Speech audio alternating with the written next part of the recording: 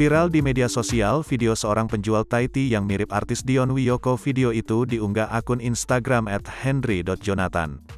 Pada video yang diunggah Henry Jonathan, ia menyebutkan bahwa penjual Thai tea tempat di mana dirinya membeli memiliki wajah mirip Dion Wiyoko. Artis Dion Wiyoko jualan minuman? Ternyata mirip doang, tulis Henry Jonathan pada video yang diunggah. Dari video yang diunggah, pria penjual Thai tea ini tampak sigap membuat pesanan pelanggan. Tampilan dari Thai tea yang disajikan juga terlihat begitu menyegarkan. Bukan cuma Thai tea, dalam gerobak minuman tersebut terdapat pula rasa taro, Choco Swiss, green tea, dan masih banyak lagi lainnya. Minuman yang dijual juga terjangkau, yakni satu gelasnya dibanderol dengan harga Rp10 ribuan.